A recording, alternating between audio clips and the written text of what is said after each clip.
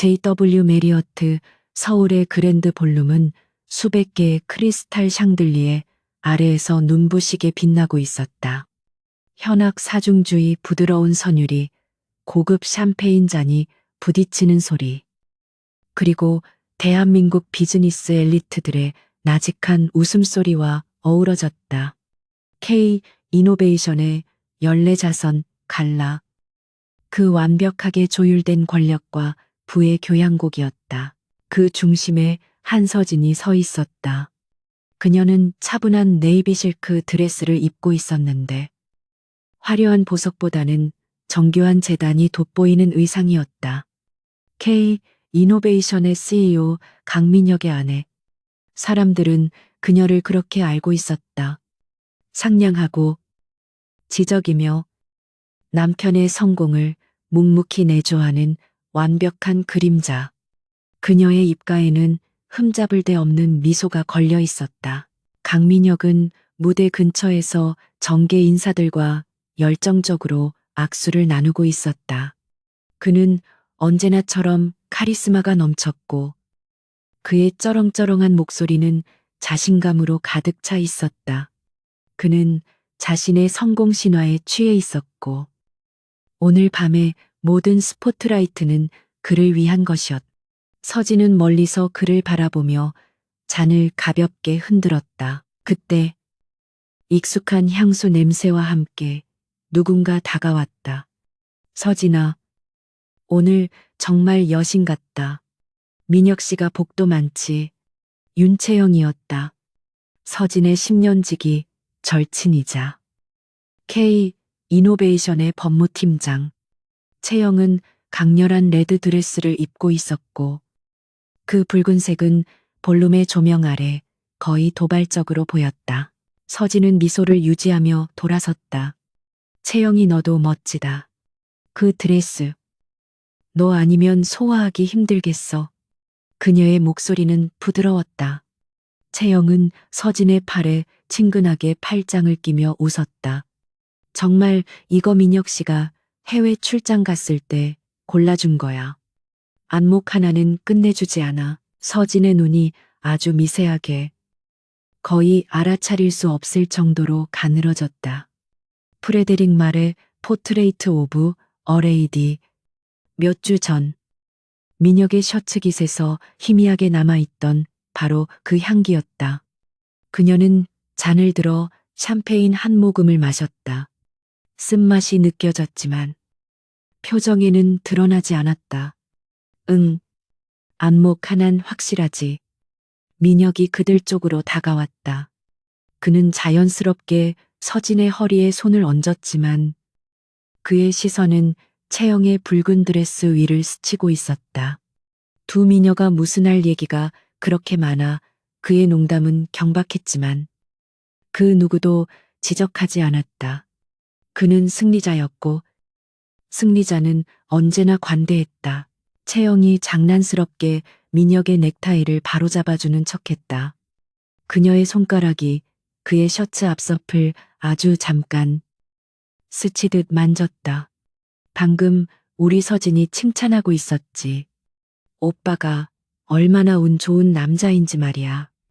오빠라는 호칭. 공식적인 자리에서는 절대 쓰지 않던 호칭이었다. 민혁은 낮게 웃으며 채영의 어깨를 가볍게 두드렸다. 채영이 내가 우리 회사 법무팀장이라 내가 더 운이 좋지.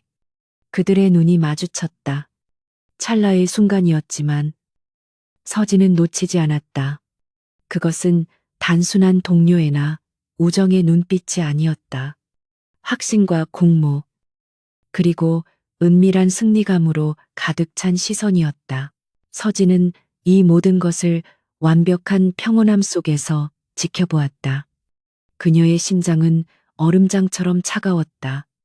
사람들은 그녀를 온실 속의 화초, 남편의 부와 지위 속에서 안락하게 살아가는 순진한 아내로 생각했다. 민혁도, 그리고 채영도 그렇게 믿고 있었다. 그들의 가장 큰 실수였다. 이 지옥 같은 연극이 시작된 것은 정확히 6개월 전이었다. 민혁이 실수로 동기화된 태블릿을 집에 두고 갔던 그날. 새벽 3시. 불면증으로 거실을 서성이던 서진은 그 태블릿을 발견했다. 호기심 때문이 아니었다. 이미 몇 주 전부터 느껴졌던 미묘한 균열. 설명할 수 없는 위화감 때문이었다. 메시지들은 암호처럼 오갔지만 서진에게는 너무나 명백했다. 별장은 강남의 고급 오피스텔을 의미했고 투자건은 그들의 미래를 위한 비밀 계좌였다. 그녀는 아무것도 몰라. 민혁이 보낸 메시지. 당연하지. 그녀는 자기가 만든 새 장 속에 만족하며 살잖아. 채영의 답장이었다. 그날 밤 서진은 울지 않았다. 배신감에 몸부림치지도 않았다. 대신 그녀는 거실 한가운데 서서 동이 트는 것을 지켜보았다. 슬픔은 사치였다.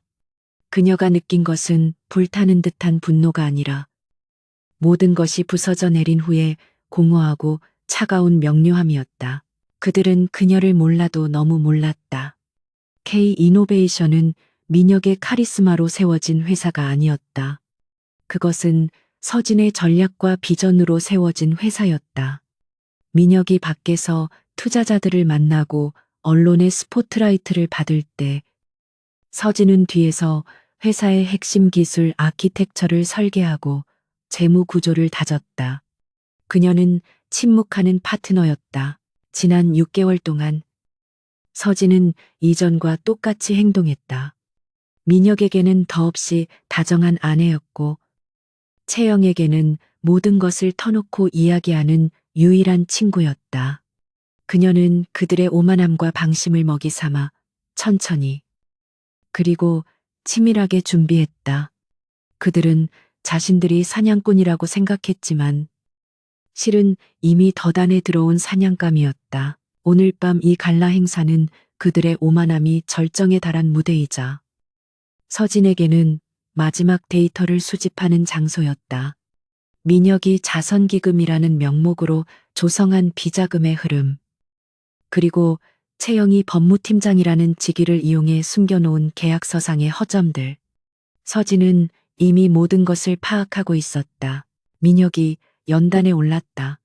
조명이 그를 비췄고 장내는 조용해졌다. 그는 감동적인 연설을 시작했다. 기업의 사회적 책임. 그리고 이 모든 것을 가능하게 해준 사랑하는 아내. 한서진에게 감사를 표했다. 사람들이 박수를 치며 서진을 바라보았다. 서진은 우아하게 일어서서 가벼운 목례를 보냈다. 그녀의 미소는 완벽했다. 하지만 그 미소 뒤에서 그녀는 냉정하게 계산하고 있었다. 민혁의 연설이 끝나면 그녀는 실수로 재무팀 이사에게 K-이노베이션 유럽 지사의 소규모 거래 내역에 대한 의문을 제기할 것이었다. 그것은 아주 작은, 거의 눈에 띄지 않는 거래였다. 하지만 그 거래는 민혁과 채영이 공유하는 그 오피스텔의 관리비 계좌와 연결되어 있었다. 거대한 댐을 무너뜨리는 것은 언제나 작은 균열에서부터 시작되는 법이다. 채영이 다시 서진에게 다가와 샴페인 잔을 부딪혔다. 우리 우정을 위하여. 그녀가 속삭였다. 서진은 그녀의 눈을 똑바로 바라보며 잔을 들었다. 그래, 우리의 우정을 위하여. 그녀의 목소리는 흔들림 없었다. 그들은 서진이 모든 것을 알고 있다는 것을 꿈에도 생각지 못했다. 그리고 그녀가 준비한 충격적인 결말이 무엇인지도 상상조차 하지 못했다. 연극은 이제 막 시작되었을 뿐이고 서진은 이 연극의 감독이자 주연이었으며 마지막 무대까지 완벽하게 장식할 생각이었다. 갈라의 여운이 채 가시지 않은 다음 날 아침 오전 6시 한서진은 이미 그녀의 서재에 앉아 있었다. 남편의 저택이라 불리는 이 집에서 유일하게 그녀만의 공간이었다. 통유리창 밖으로 잘 가꾸어진 정원이 보였지만 그녀의 시선은 세 개의 모니터가 설치된 검은색 데스크톱에 고정되어 있었다. 그녀는 어젯밤의 화려한 드레스 대신 몸에 꼭 맞는 캐시미어 스웨터와 슬랙스 차림이었다.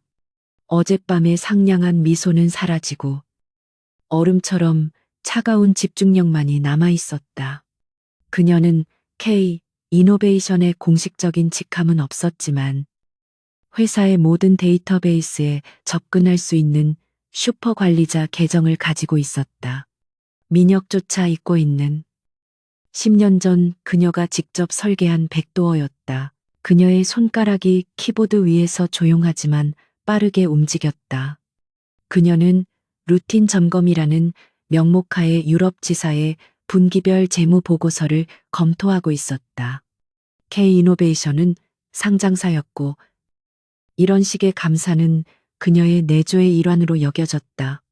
민혁은 그녀의 이런 꼼꼼함이 자신의 성공을 뒷받침한다고 자랑하곤 했다. 서진은 수천 개의 라인 아이템 중에서 정확히 그녀가 찾던 것을 골라냈다. 베리타스 컨설팅. 지난 6개월간 매달 2만 유로가 지급된 항목이었다. 자물쇠 치고는 금액이 일정했고 보고서의 세부 내역이 부실했다. 일반적인 회계 담당자라면 그냥 넘어갈 수도 있는 교묘하게 위장된 지출이었다. 하지만 서진은 베리타스 컨설팅이 스위스의 유령 회사이며 그 자금이 결국 강남의 최고급 레지던스 라 펠리체 4,500유로의 관리비와 임차료로 흘러들어간다는 것을 알고 있었다.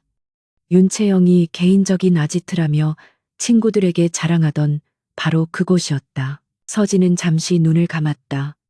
분노가 아니었다. 마지막 확인이었다. 그녀는 천천히 숨을 내쉬고 내부 감사팀 김 팀장에게 보낼 이메일을 작성하기 시작했다.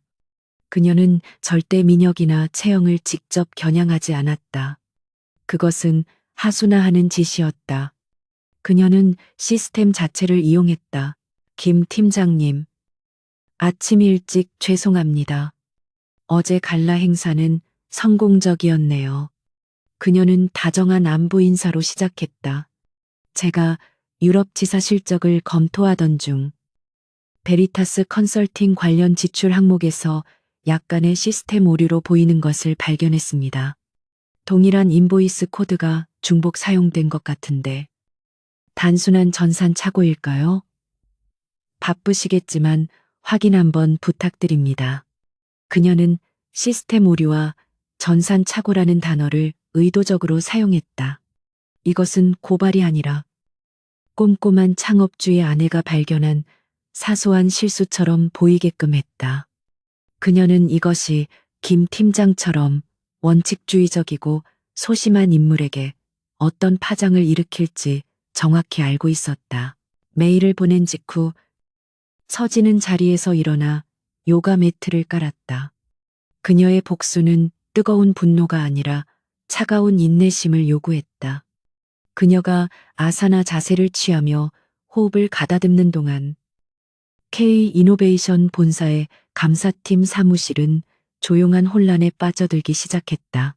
오전 9시 김 팀장은 한서진 여사의 이메일을 보고 식은땀을 흘렸다. 사모님이 직접 보낸 메일이었다. 그는 즉시 유럽 지사 재무팀에 연락했고 베리타스 컨설팅 파일을 열었다. 표면적으로는 문제없는 서류였지만 서진이 지적한 대로 인보이스 코드가 미세하게 중복되는 패턴을 보였다. 김 팀장은 이것이 단순한 실수가 아님을 직감했다. 하지만 동시에 이 지출 항목의 최종 승인 라인에 CEO 비서실이 찍혀 있는 것을 발견했다. 그는 딜레마에 빠졌다. 사모님의 지적을 무시할 수도, 그렇다고 CEO의 승인 사항을 함부로 파헤칠 수도 없었다. 결국 그는 가장 안전한 길을 택했다. CEO 비서실장에게 해당 내용을 보고하며 사모님께서 전산 오류를 발견하셨으니 조속히 수정해야 할 것 같다는 의견을 덧붙였다. 오전 11시 강민혁은 전날의 숙취와 성공의 여운 속에서 뒤늦게 출근했다.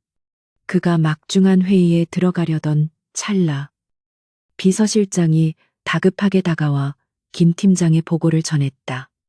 한 여사님께서 베리타스 컨설팅건을 문의하셨습니다. 민혁의 얼굴이 순간 굳어졌다. 베리타스, 채영의 아파트였다. 그는 잠시 현기증을 느꼈지만 이내 특유의 오만함이 고개를 들었다. 서진이가 그녀가 뭘 안다고 아마 정말로 전산 오류 같은 것을 발견했겠지. 그녀는 그런 것만 파고드는 여자니까. 그는 짜증스럽게 손을 내저었다. 김 팀장 오버하는군. 그거 내가 승인한 MA 관련 자물쇠야. 기밀 유지 때문에 일부러 그렇게 처리한 거라고. 서진이에겐 내가 잘 얘기할 테니. 감사팀엔 민감한 사안이니 더 이상 확대하지 말라고 전해. 비서실장은 고개를 숙였지만 민혁은 그 순간 자신이 치명적인 실수를 저질렀다는 것을 몰랐다.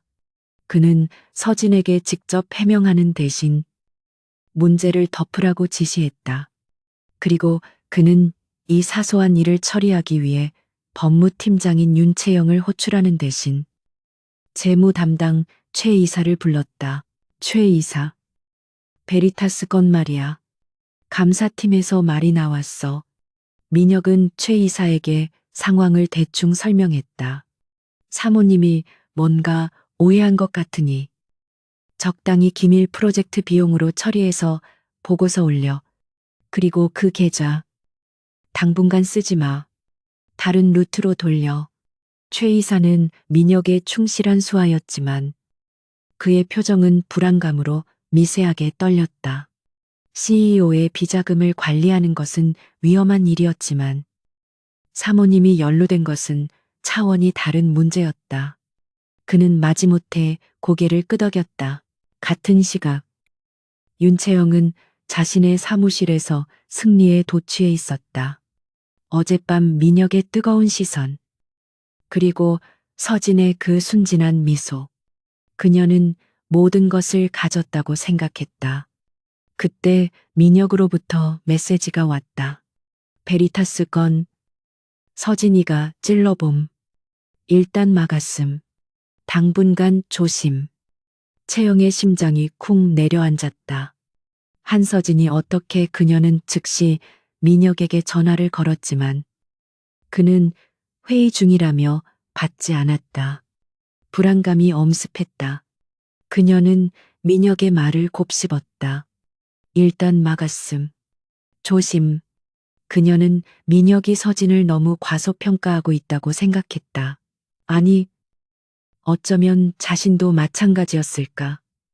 채영은 서진을 10년 동안 친구로 두었지만 그녀가 진정으로 무엇을 원하는지, 어떤 생각을 하는지 깊게 파고들어 본 적이 없었다.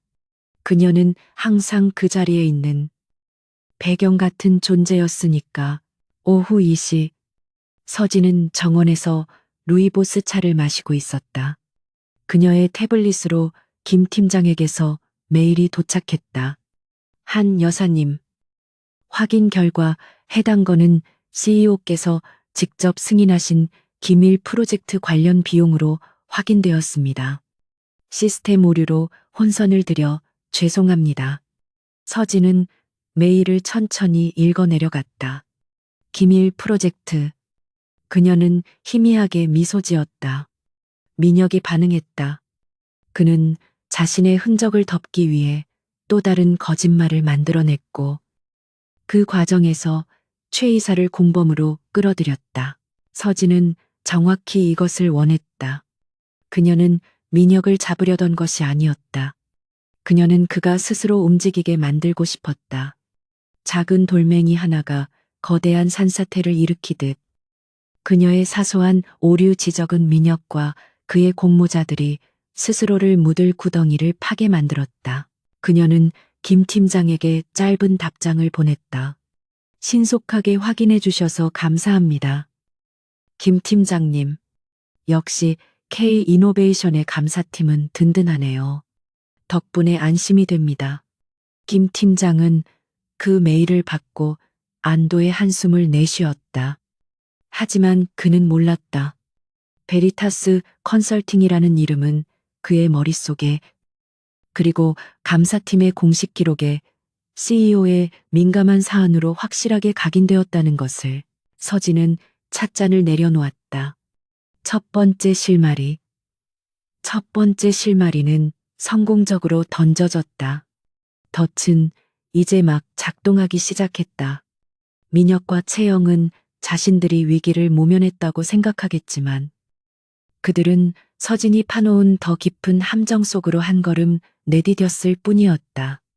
이제 다음 단계를 준비할 시간이었다. 며칠의 시간이 흐르는 동안 강민혁과 윤채영은 일상으로 완벽하게 복귀했다.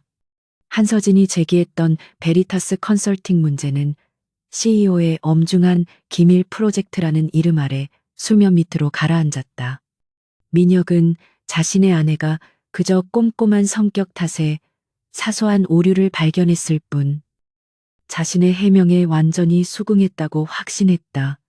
채영 역시 서진의 변함없이 다정한 태도에 안도하며 그들의 관계가 얼마나 견고한지 민혁에게 속삭였다. 그들의 오만함은 서진에게 가장 완벽한 방패막이가 되어주었다. 하지만 서진은 알고 있었다. 이 거대한 복수를 혼자 완성할 수는 없었다. 민혁이 쌓아 올린 K 이노베이션이라는 성은 너무나 견고했고 그가 심어놓은 측근들이 이 사회를 장악하고 있었다.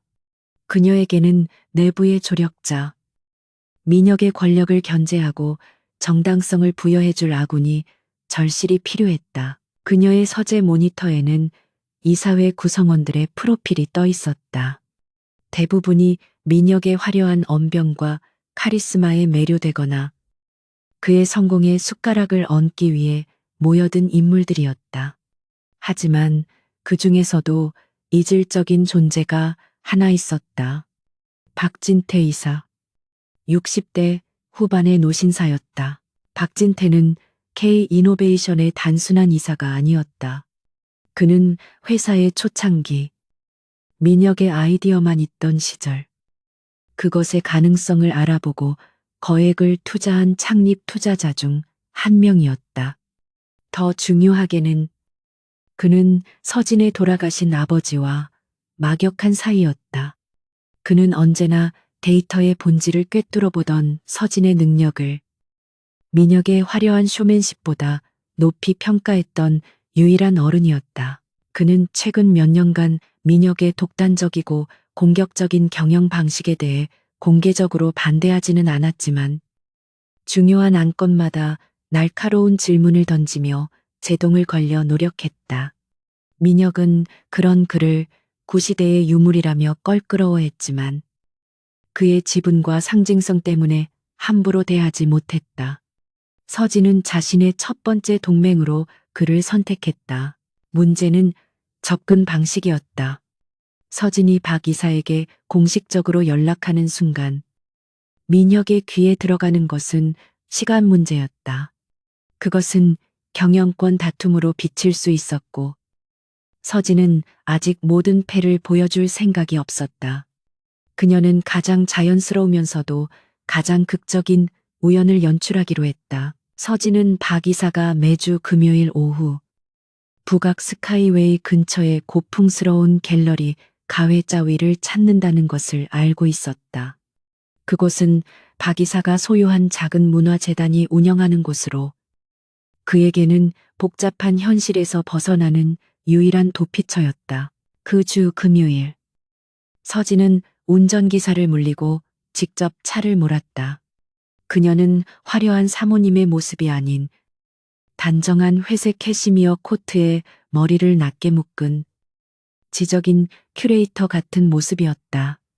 갤러리는 한산했고 박 이사는 예상대로 2층 전시실 백자 다랑아리 앞에 서 있었다. 서진은 일부러 그의 시야에 들어가지 않고 잠시 다른 작품을 감상하는 척했다. 그리고 천천히 그에게 다가갔다. 인기척을 느낀 박 이사가 돌아보았다. 그의 눈에는 한서진이라는 강민혁의 아내가 아닌 예상치 못한 인물을 만난 순수한 놀라움이 담겨 있었다. 한 여사님, 이게 얼마만입니까? 이런 곳은 어쩐 일로? 그는 당황한 기색이 역력했다. 서진은 공손하게 고개를 숙였다. 그녀의 표정에는 약간의 망설임과 깊은 고뇌가 담겨 있었다. 이사님, 오랜만에 뵙습니다. 잠시 방해해서 죄송합니다. 아니요, 방해라니. 반가운 분을 만났는데 박 이사는 노련한 경영인이었지만 서진의 등장은 그의 평정심을 흔들었다. 서진은 주변을 한번 둘러보았다. 갤러리에는 두 사람뿐이었다.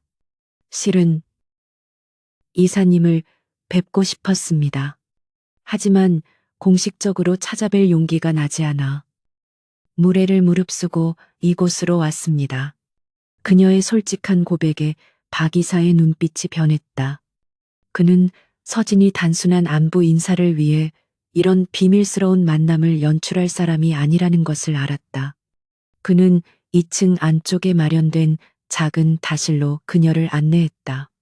낡았지만 기품 있는 나무 테이블을 사이에 두고 두 사람이 마주 앉았다. 무슨 일이요? 강 대표와 혹시 무슨 문제라도 있소? 박 이사는 조심스럽게 물었다. 그는 이것이 부부 싸움의 연장이라고 생각하고 싶지 않았다. 서진은 고개를 저었다. 그녀는 이 만남에서 아내로서의 감정을 철저히 배제하기로 다짐했다. 이사님, 저는 오늘 강민혁 대표의 아내가 아니라 K이노베이션의 공동 창업자로서 그리고 이사님과 마찬가지로 이 회사의 미래를 걱정하는 주주로서 이 자리에 왔습니다.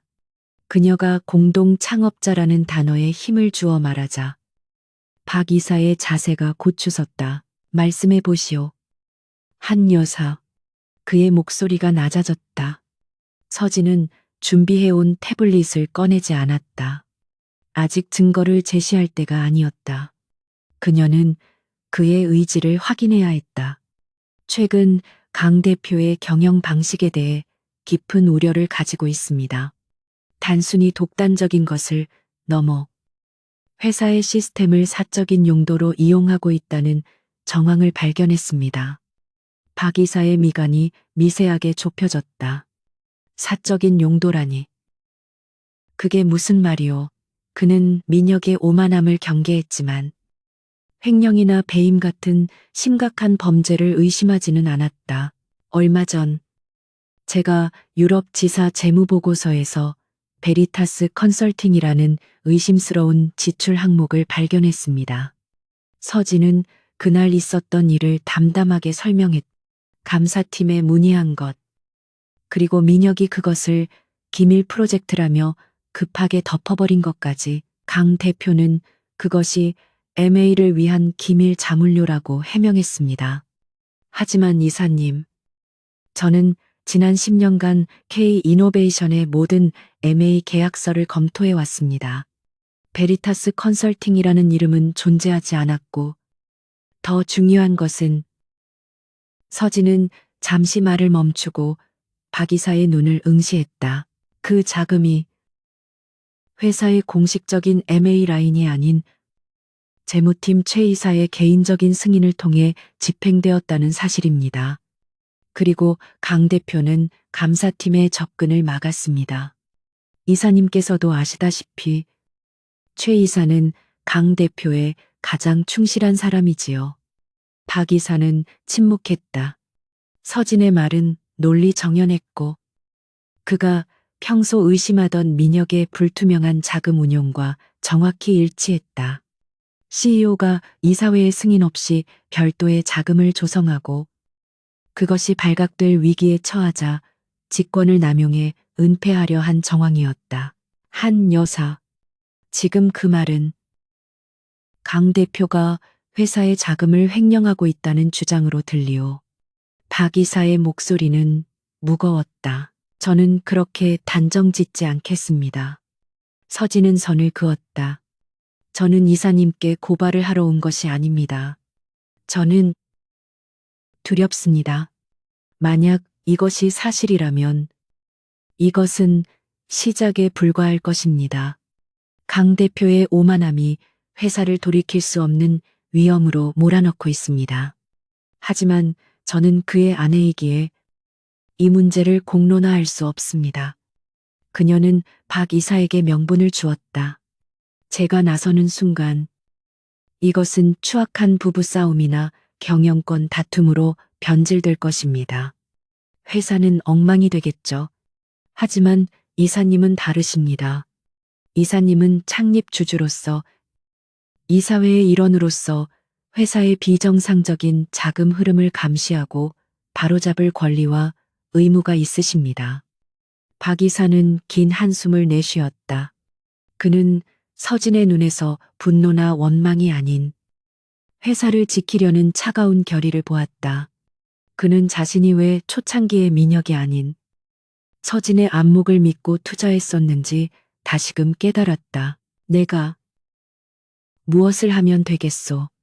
그가 마침내 결정을 내렸다. 서진은 그제야 가방에서 작은 USB 메모리 하나를 꺼내 테이블 위로 조용히 밀었다. 여기에는 베리타스 컨설팅의 거래 내역과 제가 개인적으로 확보한 스위스 계좌의 흐름, 그리고 그것이 연결된 국내의 한 고급 레지던스 임차 계약서 사본이 들어 있습니다. 박 이사의 눈이 커졌다. 이런 것을 어떻게? 말씀드렸듯이 저는 이 회사의 공동 창업자입니다.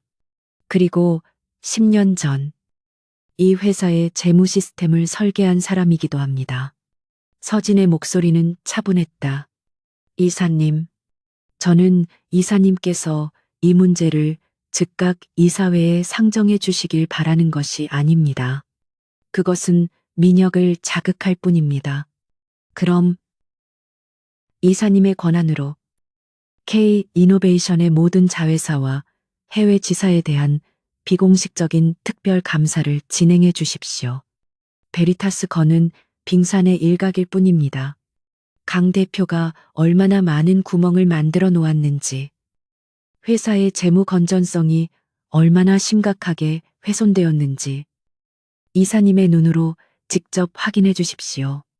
그림자 속 동맹, 그림자 속 동맹은 그렇게 맺어졌다. 박진태는 서진에게 더 이상 질문하지 않았다. 그는 USB를 굳은 표정으로 재킷 안주머니에 넣었다. 그는 서진의 의도가 단순한 비자금 폭로가 아님을 직감했다.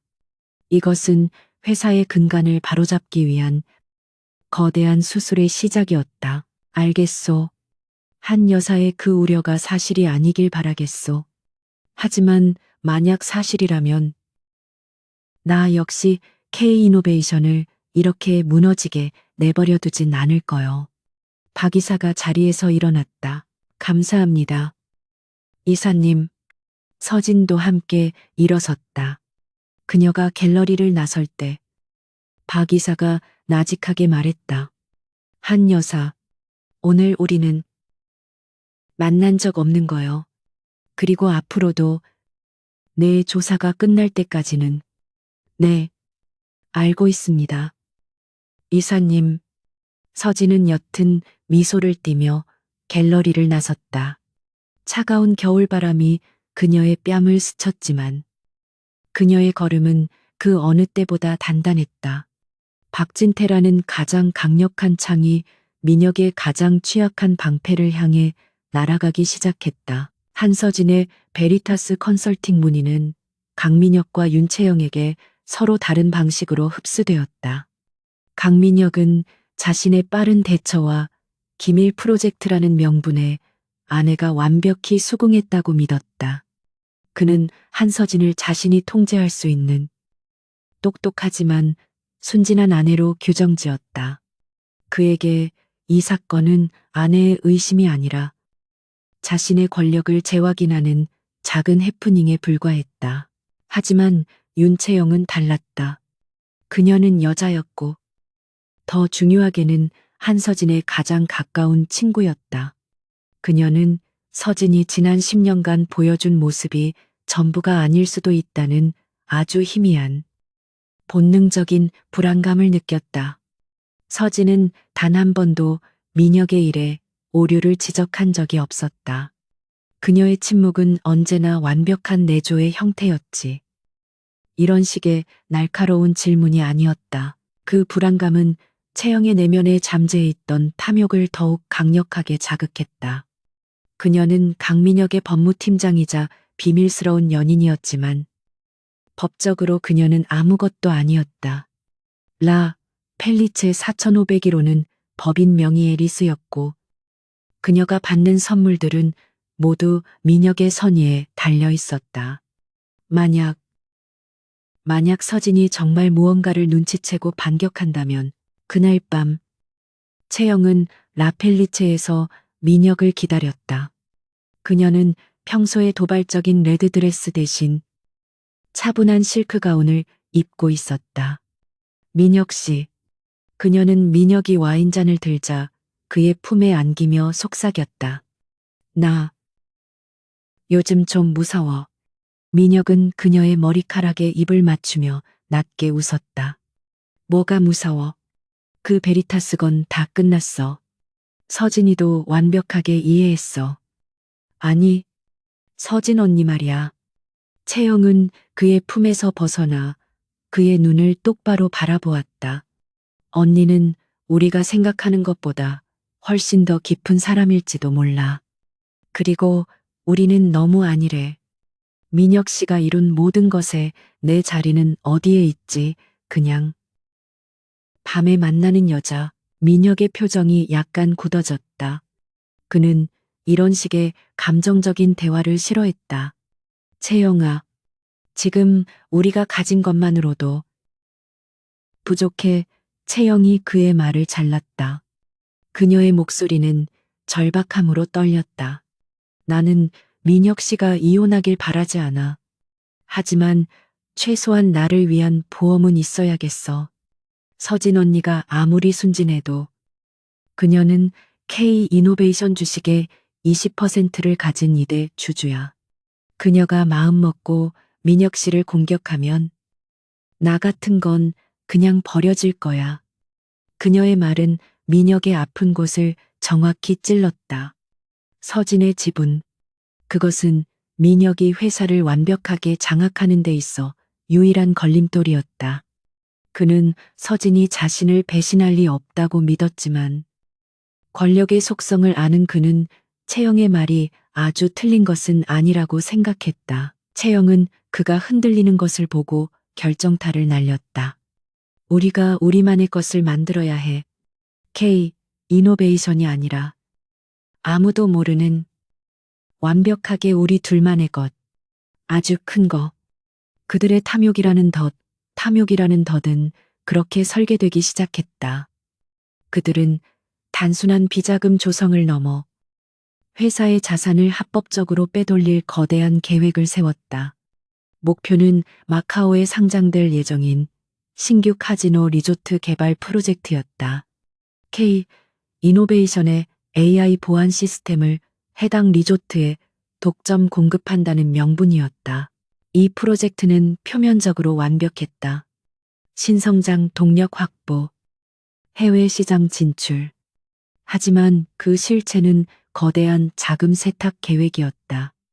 민혁은 이사회를 설득해 거액의 개발 투자금을 승인받고 채영은 법무팀장으로서 계약서의 독소 조항을 삽입할 계획이었다. 계약의 핵심은 엘리시움 파트너스라는 마카오 현지 법인이었다.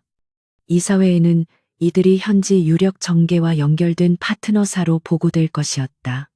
하지만 실제 소유주는 윤채영이 해외 로펌을 통해 내세운 페이퍼 컴퍼니였다. K 이노베이션의 투자금은 엘리시움 파트너스로 흘러들어가고 부풀려진 용역비와 자물료 명목으로 빠져나간 뒤 프로젝트는 의도적으로 실패 처리될 예정이었다. 민혁은 이 계획에 매료되었다. 이것은 단순한 횡령이 아니었다. 그의 경영 능력을 증명하는 동시에 수천억 원대의 자금을 확보하고 잠재적 위협인 서진의 영향력에서도 벗어날 수 있는 신의 한 수위처럼 보였다. 채영의 불안감은 이제 그들의 공동 목표를 위한 강력한 추진력이 되었다. 한편 박진태 이사의 비공식 감사는 물밑에서 조용히 그러나 무섭게 진행되고 있었다. 그는 서진이 제공한 USB를 시작으로 자신의 인맥을 총동원해 민혁의 자금 흐름을 역추적했다. 그리고 그는 베리타스건보다 훨씬 더 거대한 구멍, 마카오 프로젝트의 존재를 발견했다. 박 이사는 충격에 휩싸였다. 이것은 단순한 비자금 조성이 아니라 회사 자체를 무너뜨릴 수 있는 조직적인 배임 행위였다. 그는 즉시 서진에게 연락했다. 이번에는 그가 먼저 북악 스카이웨이의 갤러리로 그녀를 불렀다. 한 여사. 이건 미친 짓이야. 박 이사는 흥분을 감추지 못했다. 강 대표가 마카오 카지노 프로젝트에 2천억 원을 투자할 계획이더군. 그런데 파트너사인 엘리시시움 파트너스는 실체가 없는 유령 회사였어. 자네가 준 정보가 아니었다면 나도 감쪽같이 속을 뻔했네. 서진은 차분하게 그가 내미는 서류들을 검토했다. 그녀의 표정에는 놀라움이 없었다. 마치 이 모든 것을 예상했다는 듯했다. 이사님, 민혁 씨는 지금 멈출 수 없습니다. 채영이가 그의 탐욕과 불안감을 동시에 자극하고 있으니까요. 멈추게 해야지. 당장 다음 주 이사회에서 이 안건을 상정한다고 했네. 내가 이 자료를 들고 가서. 안 됩니다. 이사님. 서진이 그의 말을 단호하게 막았다. 지금 이사회에서 폭로하시면 어떻게 될까요? 민혁 씨는 경영상의 판단이었다고 주장할 겁니다. 엘리시움 파트너스는 채영이가 법적으로 완벽하게 위장해 놓았을 거고요. 증거 불충분으로 끝나거나 기껏해야 CEO 견책 정도로 마무리되겠죠. 그리고 우리는 모든 것을 잃게 됩니다. 박 이사는 할 말을 잃었다. 서진의 말은 냉정했지만 정확했다. 그럼 이대로 수천억 원이 날아가는 것을 보고만 있으란 말인가. 서진은 창밖의 소나무를 잠시 바라보았다. 아니요. 보고만 있지는 않을 겁니다. 그녀는 박 이사를 향해 몸을 돌렸다. 그녀의 눈빛은 그 어느 때보다 차갑고 단단했다. 그들이 계획을 실행하도록 도와줘야 합니다. 완벽하게. 그리고 신속하게요. 무슨 소리요? 한 여사, 그게. 이사님, 도둑은 물건을 훔칠 때가 아니라 훔친 물건을 가지고 도망칠 때 잡는 것입니다. 그들이 이 프로젝트를 진행하는데 약간의 걸림돌이 있는 것으로 압니다. 내부 보안망과 재무 시스템의 충돌 문제죠. 서진은 자신이 10년 전에 설계한 K-이노베이션의 내부 통제 시스템을 떠올렸다. 일정 금액 이상의 해외 송금은 여러 단계의 검증과 크로스 체크를 거치도록 되어 있었다. 민혁과 채영은 이 시스템을 우회하기 위해 최 이사를 닥달하고 있겠지만 쉽지 않을 터였다. 제가 그 걸림돌을 치워주겠습니다. 박 이사의 눈이 경악으로 커졌다. 자네, 지금 회사 자금을 빼돌리는데 동조하겠다는 건가? 아니요. 서진의 목소리는 한치의 흔들림도 없었다. 저는 그들의 범죄가 미수가 아닌 완수되도록 만들 것입니다. 그리고 그 모든 과정이 단 하나의 오류도 없이 완벽하게 기록되도록 할 것입니다. 그들이 스스로의 탐욕으로 판무덤에 확실하게 묻힐 수 있도록요. 그날 밤 서진은 다시 서재에 앉았다. 그녀는 슈퍼 관리자 계정으로 로그인했다.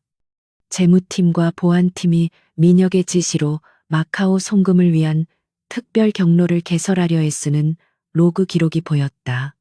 그들은 핵심 보안 모듈 하나를 풀지 못해 며칠째 끙끙대고 있었다. 서진의 손가락이 움직였다.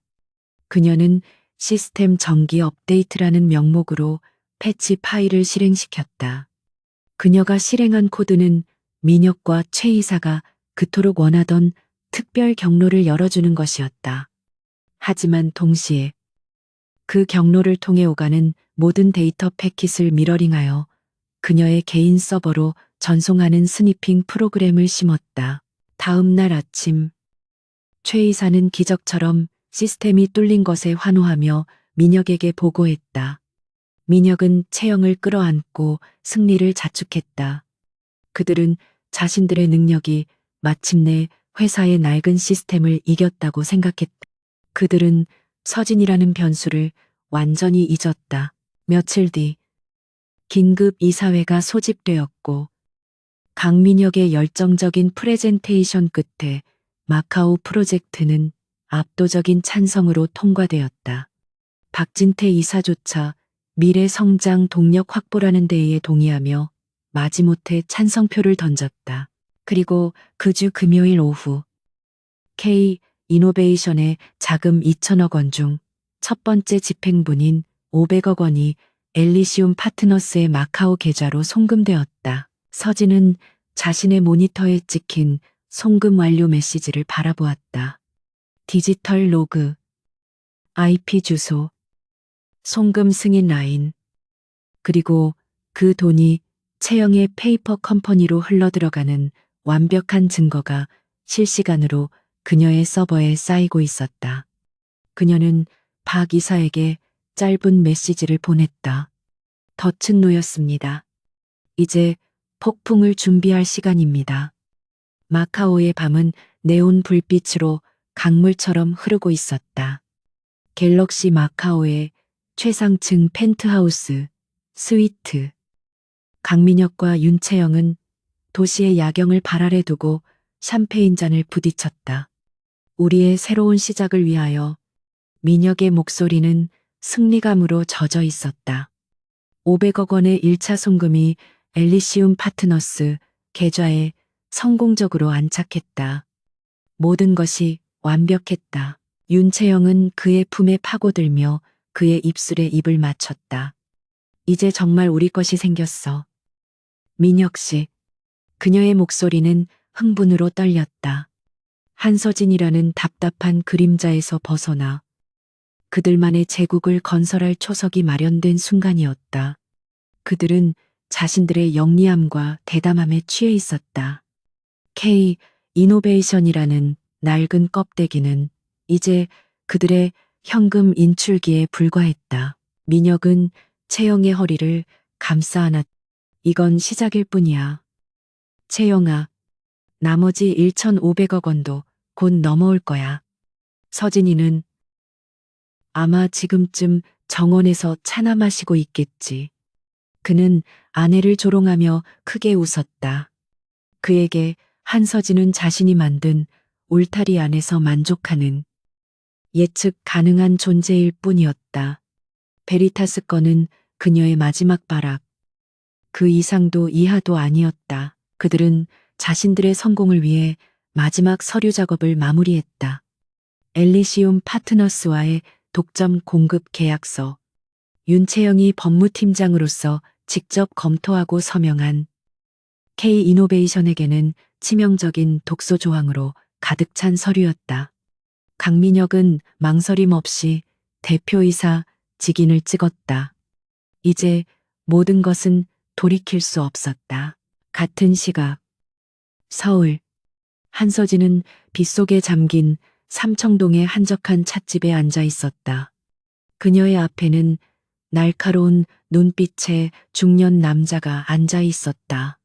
백승호 기자, 과거 대기업의 비리를 파헤치다. 강민혁의 K 이노베이션과 정면으로 부딪혔다가 명예훼손 소송에 휘말려 견방의 온라인 매체로 좌천된 인물이었다. 그는 강민혁에게 뼈아픈 원한을 가지고 있었다. 한 여사님, 백 기자는 서진을 의심의 눈초리로 바라보았다. 그는 박진태 이사의 소개로 이 자리에 나왔지만 K 이노베이션 CEO의 아내가 자신을 왜 찾았는지 경계심을 풀지 않았다. 박 이사님께서는 공익 제보라고 하셨습니다만 솔직히 말씀드리면 부부싸움에 화풀이에 이용당할 생각은 없습니다. 서진은 찻잔을 내려놓았다. 그녀의 표정에는 어떤 감정도 실려 있지 않았다. 이것을 부부싸움으로 보신다면 지금 일어나셔도 좋습니다. 백 기자님. 그녀의 목소리는 차가웠다. 그녀는 준비해온 두꺼운 서류 봉투가 아닌 작은 USB 하나를 테이블 위로 밀었다. 제가 드리는 것은 감정이 아니라 사실입니다. K 이노베이션의 CEO가 아니라 사기꾼 강민혁에 대한 사실 말입니다. 백 기자는 잠시 그녀를 응시하다가 USB를 집어들었다. 서진은 계속 말했다.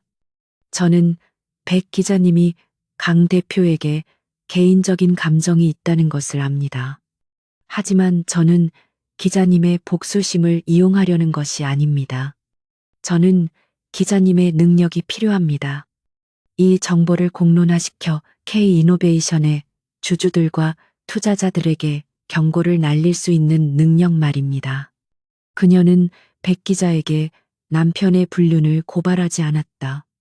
그것은 그녀의 방식이 아니었다. 불륜은 사적인 영역이었고 그녀의 복수는 공적인 처형이어야 했다. 그녀는 이 싸움을 감정적인 치정극이 아닌 냉철한 기업 범죄 수사극으로 만들 생각이었다. 서진이 제공한 자료는 치밀하게 편집되어 있었다. 마카오 프로젝트에 구자도 없었다. 그것은 아직 터트릴 때가 아니었다. 대신 베리타스 컨설팅을 포함한 수십 개의 유령 회사를 통한 비자금 조성 내역, 그리고 그 자금이 강남의 고급 레지던스와 고가의 사치품 구매에 사용된 증거가 담겨 있었다. 윤채영의 이름은 없었다. 오직 강민혁의 단독 범행처럼 보이도록 꾸며졌다. 이건 백 기자의 눈이 커졌다. 이것은 단순한 CEO의 일탈이 아니었다. 상장사의 자금을 조직적으로 빼돌린 명백한 횡령. 배임의 증거였다. 한 여사님, 당신은 왜 이런 일을?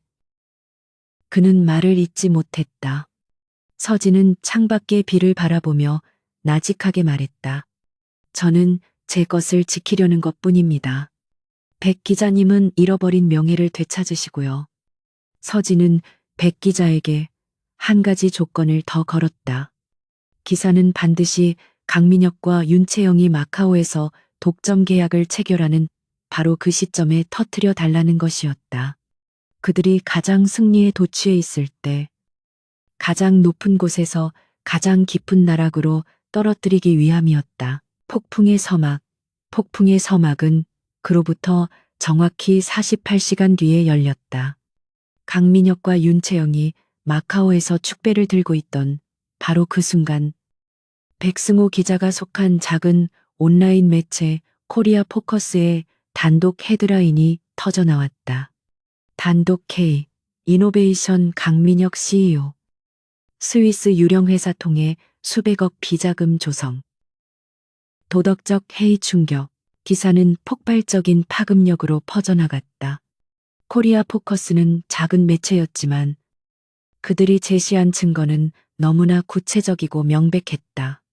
주요 언론사들이 즉시 이 기사를 받아쓰기 시작했고 대한민국은 K이노베이션의 성공 신화에 가려진 CEO의 추악한 이면에 경악했다. 기사에는 베리타스 컨설팅의 이름이 명시되었고 자금이 흘러들어간 강남 레지던스의 존재까지 거론되었다. 비록 윤채영의 이름은 빠졌지만 강민혁이 상장사의 시스템을 사유화하여 사치스러운 생활을 영위했다는 내용은 투자자들의 분노를 사기에 충분했다. K이노베이션의 이미지는 하루아침에 추락하기 시작했다. K이노베이션의 주가는 증권시장 개장과 동시에 15% 폭락하며 거래가 정지되었다. 성공한 벤처 신화. 카리스마 넘치는 젊은 CEO라는 강민혁의 이미지는 도덕적 K. 횡령 CEO라는 낙인으로 뒤덮였다. 회사 홍보실은 불이 났지만 기사에 첨부된 구체적인 송금 내역과 법인 등기 자료 앞에서 속수무책으로 당했다. 박진태 이사는 즉시 긴급 이사회를 소집하라고 요구했다. 그는 언론 인터뷰에서 만약 기사 내용이 사실이라면 이는 K이노베이션의 근간을 흔드는 심각한 범죄 행위라며 창립 주주로서 좌시하지 않겠다고 선언했다. 서진이 쏘아 올린 작은 화살은 이제 박 이사라는 거대한 창이 되어 민혁의 심장을 겨누고 있었다. 한편 마카오의 펜트하우스. 강민혁과 윤채영은 늦은 아침에 여유를 만끽하고 있었다. 그때 서울 본사 최 이사로부터 걸려온 다급한 전화를 받고서야 사태를 파악했다. 대표님, 지금 한국 난리가 났습니다. 주가가 폭락하고 있습니다. 민혁은 코웃음을 치며 인터넷 뉴스에 접속했다. K이노베이션 강민혁 CEO. 수백억 비자금 조성 의혹 헤드라인을 본 순간 민혁의 손에서 휴대폰이 떨어질 뻔했다. 그의 얼굴이 하얗게 질렸다. 베리타스. 이게 왜 지금? 그는 중얼거렸다. 완벽하게 덮었다고 생각했던 서진이가 문의했던 바로 그건이었다. 윤채영 역시 자신의 태블릿으로 기사를 확인하고 있었다. 그녀는 민혁보다 더 깊은 공포를 느꼈다. 기사에는 자신의 이름이 없었지만 강남의 고급 레지던스라는 문구가 심장을 찔렀다. 한서진이야. 그녀가 날카롭게 소리쳤다. 이건 분명히 한서진이 한 짓이야. 그녀가 처음부터 다 알고 있었던 거야. 민혁은 애써 태연한 척 소리쳤다. 말도 안 돼. 그녀가 이럴 리가 없어. 이건 백승호, 그 자식이. 예전 원한 때문에. 하지만 그의 목소리는 심하게 떨리고 있었다. 승리의 축배는 순식간에 재가 되어버렸다. 그들은 지금 마카오에서 거대한 돈을 빼돌린 공범이 아니라 한국에서 터진 비자금 스캔들의 주인공이 되어 있었다. 홍보실과 법무팀의 전화가 폭주했다. 투자자들의 항의 전화가 빗발쳤다. 박진태 이사가 긴급 이사회 소집을 요구했다는 보고가 올라왔다. 당장 서울로 돌아가야 해. 민혁은 허둥지둥 옷을 챙기기 시작했다. 그들의 화려했던 도피처는 이제 그들을 고립시키는 감옥이 되었다. 그들은 폭풍의 한가운데로 빨려 들어가고 있었다. 서진은 자신의 서재에서 K이노베이션의 주가 그래프가 수직으로 낙하하는 것을 지켜보고 있었다. 그녀의 표정은 평온했다. 이것은 시작에 불과했다. 그녀는 민혁과 채영이 이 혼란을 수습하기 위해 더 필사적으로 마카오 프로젝트에 매달릴 것을 알고 있었다. 그리고 그것이 바로 그녀가 원하는 바였다. 서울행 비행기의 1등석 캐빈은 얼어붙은 침묵 속에 잠겨 있었다. 불과 몇 시간 전 승리와 욕망으로 뜨거웠던 마카오의 펜트하우스와는 극과 극의 풍경이었다. 강민혁은 넥타이를 거칠게 비틀어 풀었고 그의 얼굴은 분노와 공포가 뒤섞여 창백하게 질려 있었다. 그는 분 단위로 업데이트되는 K이노베이션의 주가 폭락 그래프와 자신을 향한 모욕적인 기사들을 쉼없이 확인했다. 윤채영은 그의 옆에서 조용히 손톱을 물어뜯고 있었다. 그녀의 화려했던 화장은 공포에 질린 땀과 뒤엉켜 미세하게 번져 있었다. 그녀 역시 자신의 휴대폰으로 법무팀 내부 메신저를 확인하고 있었다. 긴급 이사회 소집, 검찰 조사 가능성, 주주 집단 소송. 그녀가 평생을 바쳐 쌓아 올린 법률가로서의 커리어가 먼지처럼 사라질 위기였다. 그때 강민혁이 짐승처럼 낮은 목소리로 침묵을 깼다. 다 너 때문이야. 그의 목소리는 차갑게 얼어붙어 있었다. 채영은 고개를 들었다. 뭐라고? 민혁 씨, 그녀는 자신의 귀를 의심했다. 너 때문이라고. 민혁이 언성을 높였다. 그의 눈은 핏발이 서 있었다. 네가 그렇게 그 망할 놈의 레지던스에 집착하지 않았더라면, 네가 그렇게 서두르지만 않았더라면 한서진이 그걸 물고 늘어질 일도 없었어. 그는 자신의 무능함과 방심을 인정하는 대신 가장 쉬운 희생양을 찾아낸 참이었다. 채영은 순간 모욕감으로 얼굴이 굳었다. 나 때문이라고. 베리타스 건을 대충 덮어버린 건 당신이잖아. 서진 언니를 멍청하고 순진한 여자 취급하면서 방심한 건 당신이라고. 그녀 역시 공포 속에서 살아남기 위해 날카로운 발톱을 드러냈다. 뭐, 이 여자가. 민혁이 그녀의 팔목을 거칠게 움켜쥐었다.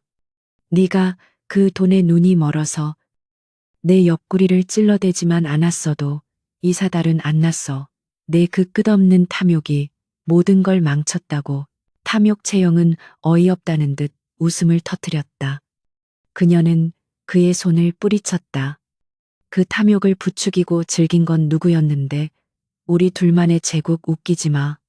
당신은 그냥 당신 아내한테서 도망치고 싶었던 겁쟁이일 뿐이야. 그런데 그것마저 제대로 못해서 이 꼴을 만든 거라고. 그들의 사랑은 위기라는 거대한 압력 앞에 종이장처럼 구겨지고 찢어졌다. 서로에게 가장 매력적이었던 부분들. 민혁의 대담한 카리스마와 채영의 도발적인 욕망은 이제 서로를 핥히는 가장 날카로운 무기가 되었다. 신뢰라는 것은 애초에 존재하지 않았다. 그들의 관계는 오직 공모라는 아슬아슬한 접착제로 붙어 있었을 뿐이다. 민혁은 거친 숨을 몰아쉬며 좌석에 몸을 파묻었다. 그는 채영과의 설전을 중단했다. 더 이상 그녀는 그에게 매력적인 연인이 아니었다. 그녀는 자신의 발목에 매달린 시한폭탄 같은 존재가 되어버렸다. 그는 자신의 머릿속에서 편집증적인 의심을 키우기 시작했다. 어쩌면 윤채영이 모든 것을 계획한 것이 아닐까. 자신을 부추겨 비자금을 만들게 하고 마카오 프로젝트로 거액을 빼돌린 뒤 이 스캔들을 터뜨려 자신을 무너뜨리고 돈을 독차지하려는 아니. 그럴 리 없어. 그렇다면 백승호 기자는, 그놈은 어떻게 베리타스를 정확히 알았지? 그의 의심은 채영을 넘어 K-이노베이션 내부로 향했다. 최 이사, 그놈이 겁을 먹고 제보했나? 아니면 박진태 이사, 그 늙은 여우가 처음부터 모든 것을 알고 있었나? 강민혁은 그 누구도 믿을 수 없었다. 그는 자신이 완벽하게 통제하고 있다고 믿었던 제국에서 하루아침에 고립된 폭군이 되어버렸다. 비행기가 인천공항에 착륙했을 때 두 사람 사이에는 어떤 대화도 오가지 않았다. 그들은 비밀 통로를 통해 공항을 빠져나왔지만 본사에서 보낸 차량에 올라타는 순간 현실의 무게가 다시 그들을 짓눌렀다. 최 이사가 차 안에서 초죽음이 된 얼굴로 그들을 기다리고 있었다. 대표님, 지금 회사가 마비 상태입니다. 주주들의 항의 전화가 폭주하고 내일 아침에는 금융감독원의 조사관들이 들이닥칠 거라고 합니다. 최 이사의 목소리는 절망으로 떨렸다. 민혁은 앞좌석을 주먹으로 내리쳤다. 빌어먹을 당장 법무팀과 홍보실, 전 임원 소집해 이사회는 내가 막을 테니 어떻게든 언론부터 막아. 그때 뒷좌석에서 침묵을 지키던 채영이 얼음처럼 차가운 목소리로 말했다. 아니, 지금은 언론이 문제가 아니야. 민혁과 최 이사가 동시에 그녀를 돌아보았다. 그녀의 눈빛은 더 이상 공포에 질려 있지 않았다. 그것은 자신의 것을 지키려는 자의 차갑고 이기적인 분노였다. 마카오 송금부터 확인해. 엘리시움 파트너스 계좌. 그 돈이 안전한지부터 확인해야 해. 민혁은 순간 숨이 멎는 듯했다. 이 와중에 이 여자는 돈 생각뿐인가. 하지만 동시에 그의 머릿속에도 500억 원이라는 숫자가 스쳐 지나갔다. 그것은 그들의 유일한 퇴로이자 마지막 희망이었다. 최 이사 당장 확인해. 민혁이 소리쳤다. 최 이사가 떨리는 손으로 태블릿을 조작했다. 해외 송금 내역을 확인하는 데는 지옥처럼 긴 시간이 걸렸다. 계좌는 안전합니다. 1차 송금액 500억 원. 그대로 있습니다. 대표님, 그 말을 듣는 순간 강민혁과 윤채영은 아주 짧은 순간 서로의 눈을 바라보았다.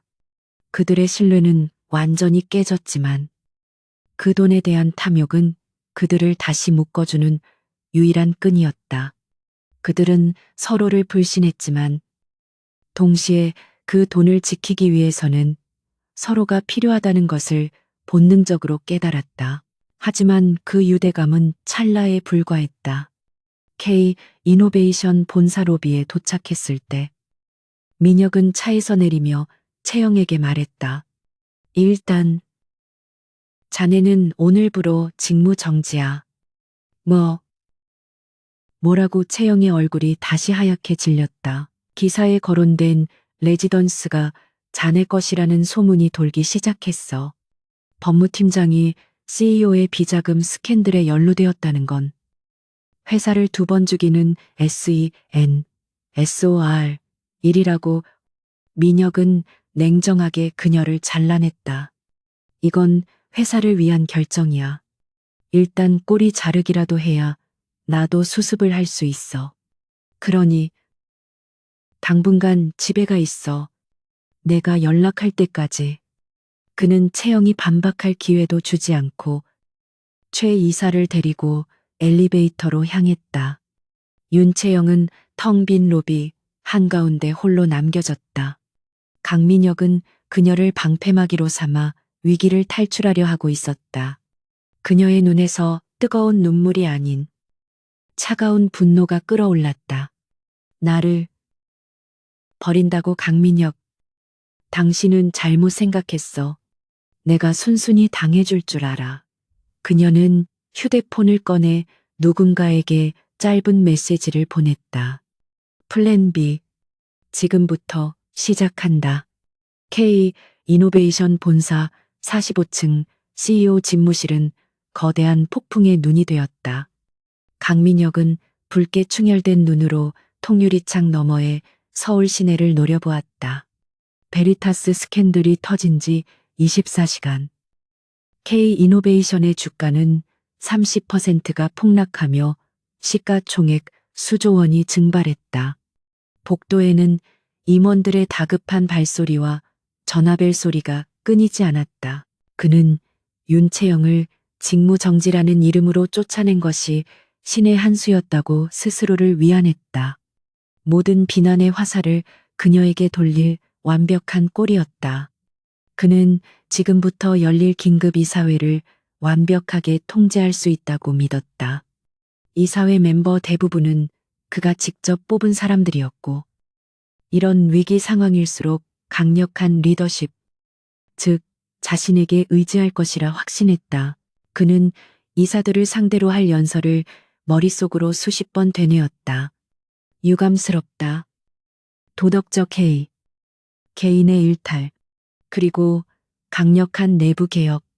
그는 이 모든 것이 윤채영이라는 부도덕한 법무팀장 한 명의 소행이며 자신은 그녀에게 속은 피해자라는 구도를 만들 참이었다. 베리티에이스 레지던스가 그녀의 소유라는 소문이 이미 사내에 파다했으니 시나리오는 완벽했다. 오후 2시. 긴급 이사회 회의실의 문이 굳게 닫혔다. 강민혁은 비장한 표정으로 단상에 섰고 평소 그에게 아부하던 이사들은 차가운 침묵을 지키고 있었다. 공기 자체가 얼음장 같았다. 민혁은 준비된 사과와 변명, 그리고 개혁안을 쏟아내기 시작했다.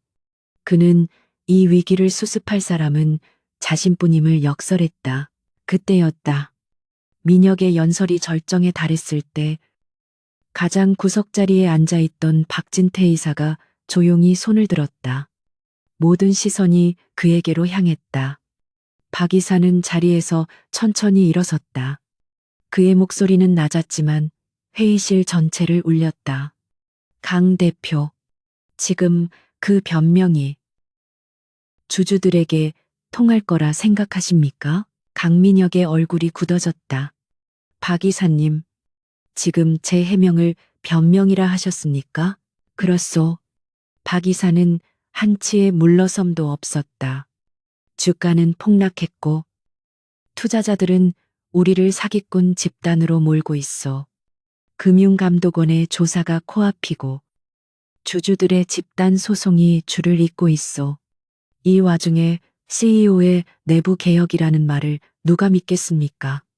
이건 경영상의 실수가 아니라 시스템의 붕괴입니다. 박 이사는 테이블을 짚었다.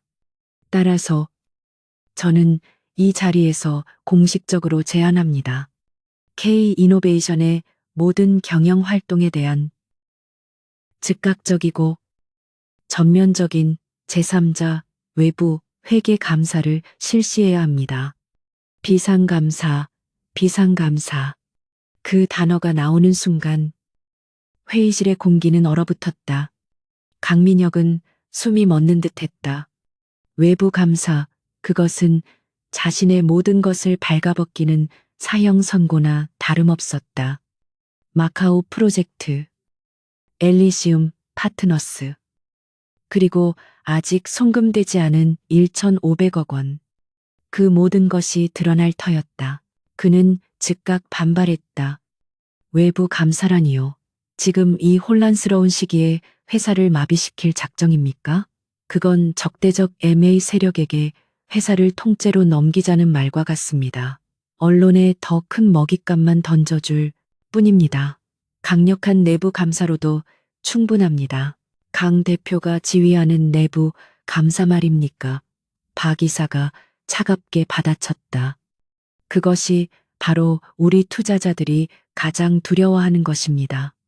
자신의 비리를 스스로 조사하겠다니 그 오만함이 놀랍군요.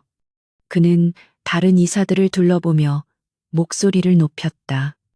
여러분, 우리는 선택의 기로에 섰습니다. CEO 한 사람을 비호하다가 침몰하는 배와 함께 가라앉을 것인지, 아니면 썩은 살을 도려내고 회사를 살릴 것인지. 강민혁의 측근이었던 최 이사조차 창백한 얼굴로 고개를 숙였다. 투자자들의 압박과 소송의 공포 앞에서 민혁의 카리스마는 무용지물이었다. 그때 박 이사가 결정타를 날렸다. 그는 마치 방금 서류를 확인한 것처럼 말했다.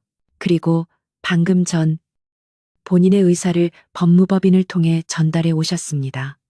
K-이노베이션의 2대 주주이자 공동 창업자인 한서진 여사께서도 이번 사태의 진상을 명명백백히 밝히고 회사의 투명성을 회복하기 위해 박진태 이사의 제3자 외부 감사 발의안의 모든 의결권을 위임하며 전적으로 지지한다고 하셨습니다. 강민혁의 머릿속이 하얗게 비었다. 한서진, 그의 아내, 그가 완벽하게 속였다고 믿었던, 정원에서 차나 마시고 있을 거라 조롱했던 바로 그녀였다. 그녀가 자신의 뒤통수를 쳤다. 이것은 처음부터 그녀가 설계한 함정이었다. 그는 분노와 배신감으로 온몸이 떨렸지만 아무 말도 할 수 없었다. 아내의 이름이 나오자 명부는 완전히 박 이사에게 넘어갔다. 투표는 거수, 담쇼로 진행되었다. 강민혁을 제외한 모든 이사들이 박진태 이사의 손을 따라 천천히 손을 들었다. 강민혁의 왕국은 그렇게 무너져 내렸다. 감사는 즉각적으로 시작되었다. 박 이사는 지체할 시간을 주지 않았다. 대한민국 최고의 회계법인 프라임 오디터스의 전문가들이 K 이노베이션 본사로 들이닥쳤다. 그들은 마치 점령군처럼 모든 서버와 재무 자료를 압수했다. 그들의 첫 번째 조치는 자본 유출 방지였다. 회사의 모든 고액 지출 및 해외 송금 프로젝트가 전면 동결되었다. 당연히 마카오 카지노 리조트 개발건도 포함되었다. 1차로 500억 원이 송금된 엘리시움 파트너스 계좌는 즉각 특수 관계자 의심 거래로 분류되어 1순위 조사 대상에 올랐다. 강민혁은 자신의 집무실에서 이 모든 상황을 무력하게 지켜봐야 했다. 나머지 1,500억 원을 송금할 길은 완벽하게 막혔다. 그의 유일한 탈출구이자 마지막 희망이었던 마카오의 돈줄이 끊겨버린 것이다. 그는 최 이사의 멱살을 잡고 소리쳤지만 최 이사는 울먹이며 감사팀이 모든 권한을 가져갔다는 말만 되풀이했다. 한편 자신의 오피스텔에 갇혀있던 윤채영은 뉴스를 통해 전면 외부 감사 소식을 접했다. 그녀의 얼굴에서 핏기가 가셨다. 감사가 시작되면 엘리시움 파트너스가 드러날 것이고 그 회사의 실소유주가 자신이라는 것이 밝혀지는 것은 시간 문제였다. 강민혁은 자신을 꼬리 자르기 했지만 이대로라면 자신은 꼬리가 아니라 몸통으로 잡혀 들어갈 판이었다. 그녀는 공포에 질려 떨었지만 이내 도끼 어린 눈빛으로 변했다. 강민혁, 네가 날 버려줘아. 같이 죽자. 아니, 너만 죽어야지. 그녀는 플랜 B를 실행에 옮겼다. 그녀는 변호사 시절 사용하던 대포폰을 꺼내 프라임 오디터스의 익명 제보 메일 주소로 짧은 이메일을 보냈다. 제목 K. 이노베이션 내부 고발. 내용 베리타스는 깃털에 불과하다. 지금 당장 강민혁 대표가 추진한 마카오 엘리시움 파트너스 계약서를 확인하라. K 이노베이션을 고의로 파산시킬 수 있는 독소 조항으로 가득 차 있다. 그가 모든 것을 주도했다. 같은 시각 한서진은 자신의 서재에서 박진태 이사의 문자 메시지를 받았다. 감사 승인, 모든 관련 계좌 동결. 그녀는 답장하지 않았다. 그녀는 자신의 모니터에 떠 있는 엘리시움 파트너스의 완벽한 자금 흐름도를 바라보았다. 강민혁, 윤채영, 그리고 최 이사까지. 세 사람이 공모한 모든 디지털 증거가 담긴 파일이었다. 외부 감사는 그저 무대 장치일 뿐이었다. 진짜 칼자루는 그녀가 쥐고 있었다. 프라임 오디터스가 K 이노베이션에 입성한 지 일주일, 회사는 사실상 식물인간 상태가 되었다. 외부 감사팀은 강민혁의 집무실을 포함한 모든 핵심 임원실을 통제했고, 직원들은 살얼음판을 걷는 듯한 분위기 속에서 최소한의 업무만 처리했다. 강민혁은 자신의 제국에서 유배된 왕처럼 권한이 박탈된 채 감사팀의 자료 요청에 응해야만 하는 굴욕을 견디고 있었다. 그의 분노는 하늘을 찔렀다. 이 모든 사태를 촉발한 박진태 이사. 그리고 결정적인 순간에 자신의 뒤통수를 친 아내 한서진. 그는 이가 갈리는 배신감을 느끼며 복수를 다짐했지만 현실은 그에게 어떤 반격의 기회도 허락하지 않았다. 감사팀은 윤채영의 익명 제보에 따라 엘리시움 파트너스, 즉 마카오 프로젝트를 최우선으로 파고들었다. 그들이 강민혁과 윤채영이 서명한 원본 계약서를 확보하는 데는 오랜 시간이 걸리지 않았다. 계약서를 검토한 베테랑 회계사들은 경악을 금치 못했다. 이건 계약이 아니라 약탈 문서입니다. 감사팀 리더가 박진태 이사에게 긴급 보고를 올렸다. K이노베이션 측에 일방적으로 불리한 조항들로 가득 차 있습니다. 최소 수익 보장은커녕 프로젝트가 중단될 경우 엘리시움 파트너스 측에 막대한 위약금을 지불해야 합니다. 심지어 계약 불이행 시 관련 기술 자료 일체를 양도한다는 조항까지 있습니다. 베리타스 스캔들은 CEO의 도덕적 해이 문제였지만 마카오 프로젝트는 K이노베이션을 고의로 파산시키려 한명백한 배임 행위였다. 강민혁이 주장했던 경영상의 판단이라는 변명은 산산조각 났다. 박 이사는 이 계약서만으로도 강민혁을 이사회에서 영원히 축출할 수 있음을 직감했다. 하지만 한서진은 그것만으로는 부족하다고 생각했다. 배임죄는 입증 과정이 복잡했고 강민혁이 나도 속았다고 발뺌할 여지가 남아 있었다.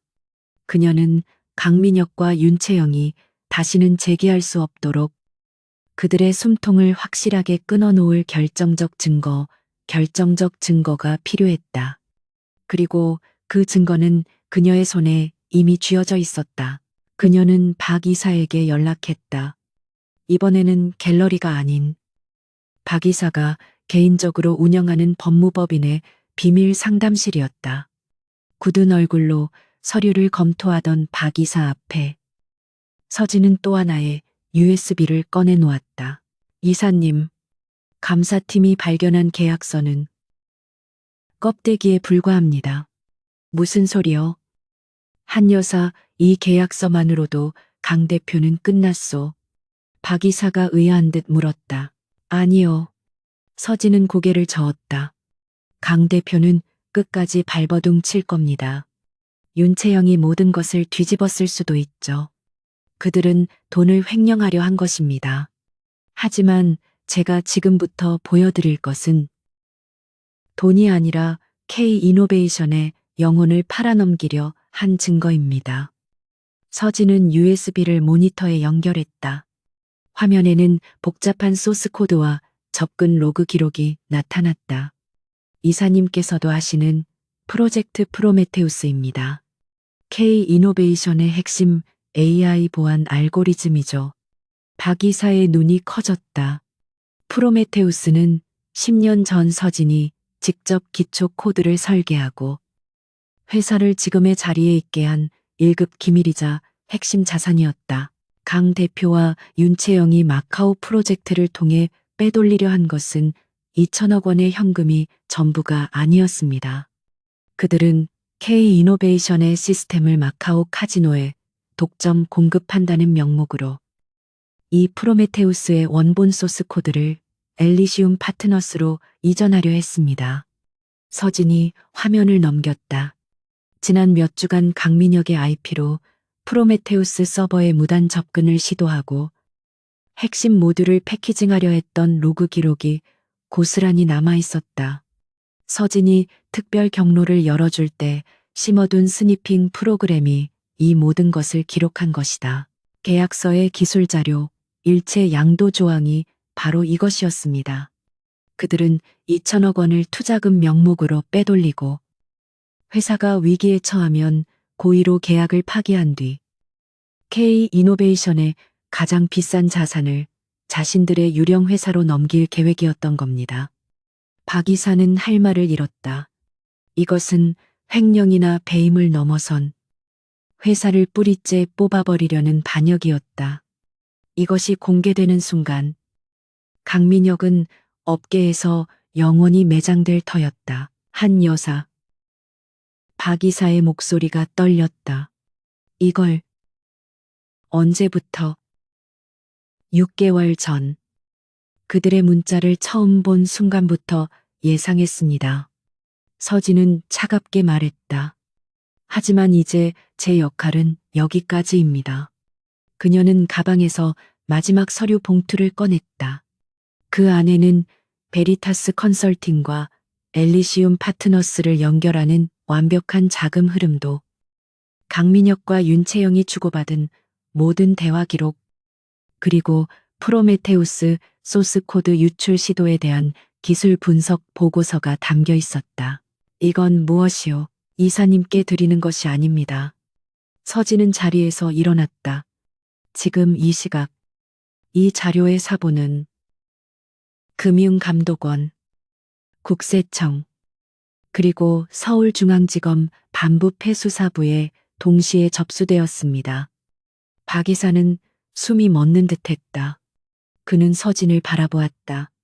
그녀의 눈에는 아내의 슬픔이나 배신감이 아닌 거대한 작전을 끝마친 지휘관의 냉철함만이 남아 있었다. 이사님의 외부 감사는 그들의 자금을 동결시키고 발을 묶어두는 완벽한 무대였습니다. 감사합니다. 서진이 고개를 숙였다. 하지만 그들을 처벌하는 것은 회사의 이사회가 아닙니다. 대한민국의 법이어야 합니다.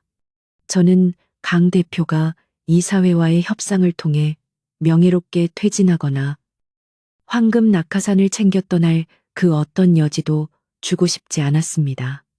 그는 경영자가 아니라 범죄자로서 심판받아야 합니다.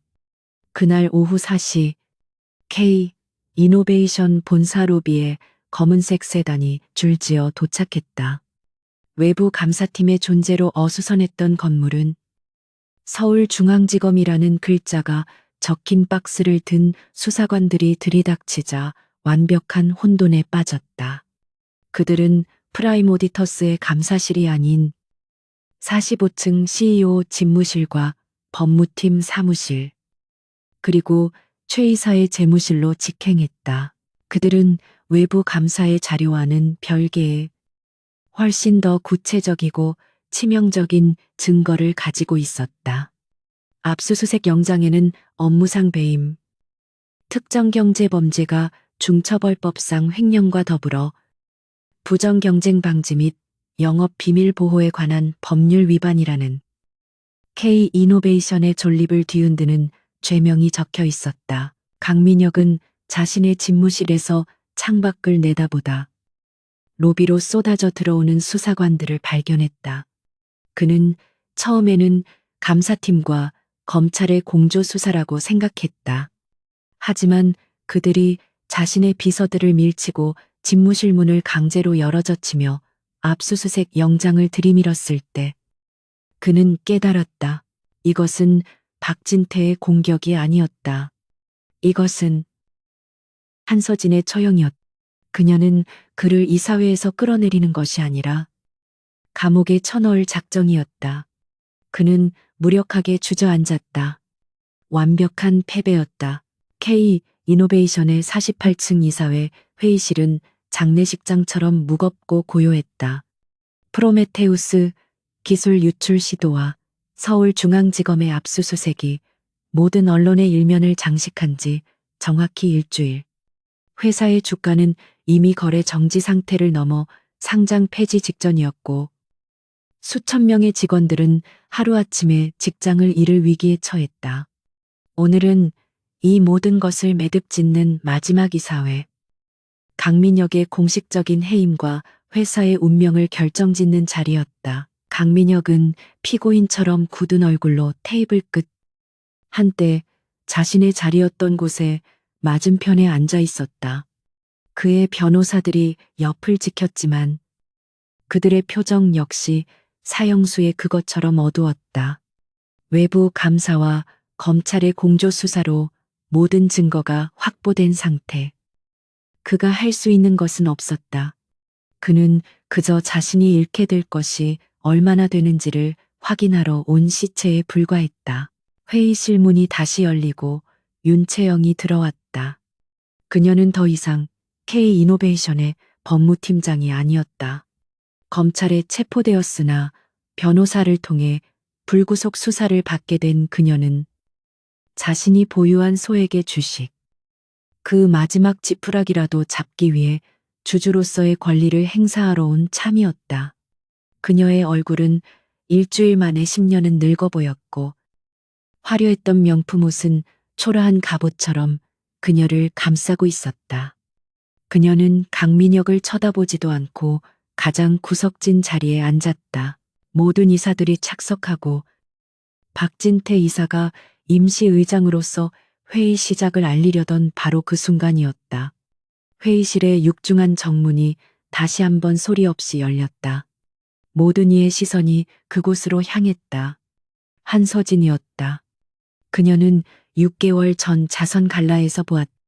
남편의 그림자 같던 온화한 아내가 아니었다. 검은색 정장을 입은 그녀는 얼음 여왕처럼 냉정하고 날카로운 기세로 회의실에 들어섰다. 강민혁의 눈이 경악과 분노, 그리고 아주 희미한 공포로 타올랐다. 당신이 여길 왜? 그가 짐승처럼 으르렁거렸다. 서진은 그의 존재 자체를 무시했다. 그녀는 박진태 이사가 미리 마련해둔 의장석 바로 옆자리로 향했다. 그녀는 K 이노베이션 2대 주주이자 공동 창업자였으며 이 사태의 가장 큰 피해자이자 유일한 해결사였다. 박 이사가 무겁게 입을 열었다. 이 시간부로 K이노베이션 긴급 임시 주주총회 및 이사회를 시작하겠습니다. 그는 감사팀이 작성한 K이노베이션의 재무상태 보고서를 요약했다. 완전 자본 잠식, 신용 등급 F, 단기 부채 상환 불능, 회사는 공식적으로 파산 선고를 받은 것이나 다름없었다. 이 모든 사태는 박 이사가 강민혁을 노려보았다. 강민혁 전 대표이사의 조직적인 횡령, 배임, 그리고 핵심 기술 유출 시도라는 전대미문의 범죄 행위로 인해 발생했습니다. 그는 강민혁의 공식적인 해임 안건을 상정했다. 그때 강민혁이 마지막 발악을 했다. 날조야. 이건 전부 날조된 음모라고. 박진태 이사와 한서진이 내 회사를 빼앗기 위해 처음부터 계획한 거야. 그는 변호사를 돌아보며 소리쳤다. 그리고 엘리시움 거는 윤채영 저 여자가 전부 주도했어. 난 그저 결제했을 뿐이라고. 난 속았을 뿐이야. 자신에게 모든 죄를 뒤집어 씌우는 강민혁의 비겁한 모습에 윤채영은 그저 넉나간 사람처럼 허탈하게 웃었다. 저런 남자를 위해 자신의 모든 것을 걸었다는 사실이 견딜 수 없이 치욕스러웠다. 바로 그 순간 단 한 번도 입을 열지 않았던 한서진이 테이블에 마이크를 켰다. 그녀의 차가운 목소리가 회의실 전체를 얼어붙게 만들었다. 강민혁 씨. 그녀는 그를 대표가 아닌 씨라고 불렀다. 당신은 K이노베이션을 속인 것이 아닙니다. 당신은 당신의 탐욕과 오만에 스스로 속아 넘어간 겁니다. 회사를 파산시킨 것은 내가 아니라 바로 당신 자신입니다. 서진은 자리에서 일어나 회의실 전면에 거대한 스크린을 가리켰다. 그곳에는 K이노베이션의 처참한 재무 상태가 아닌 새로운 로고가 떠 있었다. KTG AI 솔루션스, 국내 최대 통신사이자 K이노베이션의 오랜 경쟁사, KTG의 로고였다. 이사들이 술렁이기 시작했다. 여러분은 지금 회사가 파산했다고 생각하시겠지요. 서진이 이사들을 천천히 둘러보았다. 맞습니다. 강민혁 씨가 남긴 빚더미 속에서 회사는 이미 죽었습니다.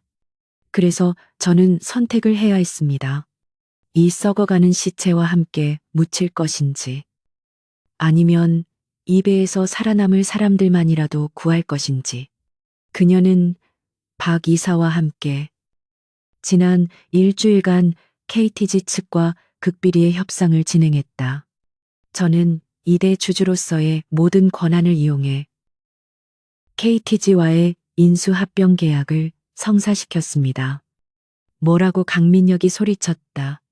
내 회사야. 내 허락도 없이 누굴. 당신 회사가 아닙니다. 서진의 목소리가 강철처럼 그의 말을 잘랐다. KTG는 K이노베이션의 모든 부채를 상환하고 핵심 기술인 프로메테우스의 가치를 정당하게 평가하여 인수하기로 했습니다. 그리고 가장 중요한 조건, 전 직원의 고용을 100% 승계하기로 했습니다. 이사들은 그제야 서진의 의도를 깨달았다. 그녀는 회사를 판 것이 아니라 직원들을 구한 것이었다. K 이노베이션이라는 껍데기는 버리고 그 안에 사람들과 기술이라는 알맹이를 지켜낸 것이다. 물론 서진이 다시 강민혁을 바라보았다. 그녀의 눈은 시베리아의 겨울보다 차가웠다. KTG의 인수 조건은 아주 확고했습니다. 그녀의 충격적인 결말, 이 지금 여기서 공개되는 순간이었다. 이 사태를 초래한 암적인 존재들, 즉 강민혁 씨와 윤채영 씨의 완벽하고 영구적인 제거였습니다. 서진은 법무팀 직원을 시켜 강민혁 앞에 두꺼운 서류철을 던졌다. 이사회 긴급 결의안입니다. 강민혁 씨는 회사의 명예를 실추시키고 중대한 계약 위반 및 배임 행위를 저지름으로써 창업주 계약서의 도덕성 및 기밀 유지 조항을 심각하게 위반했습니다. 이에 강민혁 씨가 보유한 K이노베이션의 모든 의결권과 자녀 스톡 옵션은 즉시 소멸되며 이사직에서 영구 파면합니다. 안 돼. 안 돼. 강민혁은 서류를 읽으며 울부짖었. 그가 평생을 바쳐 이룬 모든 것. 수천억 원의 주식 가치가 한순간에 0이 되는 순간이었다. 그는 돈, 명예, 회사, 그리고 자유까지 모든 것을 잃었다. 그가 가장 얕보았던 아내, 한서진의 손에 의해 완벽하게 파멸당했다. 하지만 그것이 끝이 아니었다. 서진의 시선이 구석의 윤채영에게 향했다. 그리고 윤채영 씨. 채영은 자신을 부르는 목소리에 공포에 질려 몸을 떨었다. 당신은 당신의 탐욕으로 10년지기 친구를 배신했고 변호사로서의 직업 윤리를 배신했습니다. 당신은 강민혁의 공범입니다. 하지만 그보다 더 큰 죄는 서진이 말을 마친 바로 그 순간 회의실 뒷문이 거칠게 열렸다. 검찰 수사관들이었다. 그들은 망설임 없이 윤채영에게 다가가 그녀의 양팔을 붙잡았다. 윤채영 씨 엘리시움 파트너스 관련 특정경 재범죄가 중 처벌법상 배임 및 횡령 공모, 그리고 검찰 조사 중 증거 인멸 교사 혐의로 긴급 체포합니다. 윤채영은 그것이 서진의 마지막 카드였음을 깨달았다. 그녀가 불구속 수사를 받으며 강민혁에게 모든 죄를 떠넘기려 했던 그 증거인멸 교사 시도를 서진이 놓치지 않았던 것이다. 서진아, 아니야, 내가 잘못했어. 서진아. 제발. 차가운 수갑이 그녀의 손목에 채워졌다. 한 명은 모든 것을 빼앗긴 채 파멸했고, 다른 한 명은 회의실 한복판에서 가장 치욕스러운 모습으로 법의 심판대에 섰다. 한서진은 이 모든 광경을 어떤 감정의 동요도 없이 차가운 눈으로 끝까지 지켜보았다. 그로부터 6개월이라는 시간이 흘렀다. 대한민국을 뒤흔들었던 K이노베이션 스캔들은 대기업 KT지로의 흡수 합병이라는 충격적인 결말과 함께 서서히 대중의 기억 속에서 잊혀갔다. 폭풍우가 핥히고 간 자리는 KTG AI 솔루션스라는 새로운 간판으로 말끔히 정리되었고, 수천 명의 직원들은 한서진이라는 보이지 않는 손에 의해 지켜진 자신들의 일터로 다시 출근했다. 강민혁의 시대는 완벽하게 끝났다. 그는 1심 재판에서 특정 경제범죄, 가중처벌법상 배임, 횡령, 그리고 핵심 기술 유출 시도 혐의가 모두 유죄로 인정되어 징역 12년을 선고받았다. 그는 법정에서 한서진과 박이사를 향해 배신자들의 음모라며 마지막까지 울부짖었지만 그가 직접 서명한 엘리시움 파트너스 계약서와 프로메테우스 서버 접속 기록이라는 명백한 증거 앞에서 그의 발악은 공허한 메아리에 불과했다. 윤채영 역시 공범으로 7년을 선고받았다.